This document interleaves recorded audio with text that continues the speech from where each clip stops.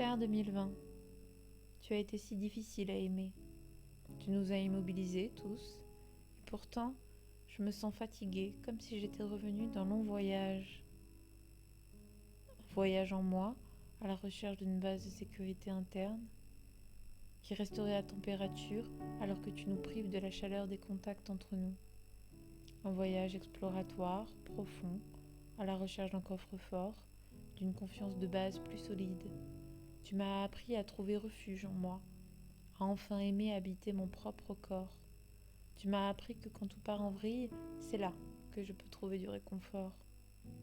En nous imposant de ne plus sortir, tu m'as invité à explorer certains quartiers de ma personnalité, des zones jusqu'alors impraticables se sont ouvertes. Accepter, voire aimer la solitude, exister sans perfection, affirmer plus de choix, oser être vulnérable. Tu m'as appris à mettre des chaussures de psychologue et à m'y sentir bien, même si cela a pris du temps pour qu'elles soient à ma taille. Tu m'as invité à resserrer mon champ de vision, à rétrécir quelquefois les horizons, mais observer qui était là, qui restait, comment et pourquoi. Tu as changé ma réalité en confrontant les miens à la mort, en éteignant deux flammes pour toujours. Par la même occasion, tu as réveillé les paroles d'amour qui ne savaient plus comment exister entre nous. Tu as réveillé la partie de moi qui a besoin de croire, de s'émerveiller, de se raconter des histoires. Tu as réveillé en moi une foi brute, naïve, celle de l'enfant de 10 ans qui priait dans son lit.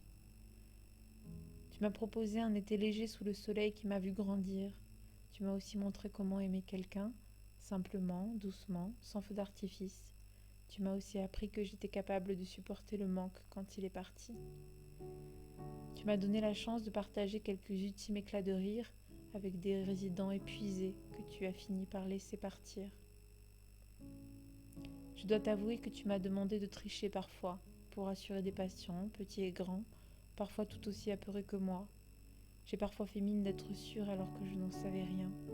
Tu as transformé mes bien sûr en des peut-être et soulevé des listes de questions sans réponse.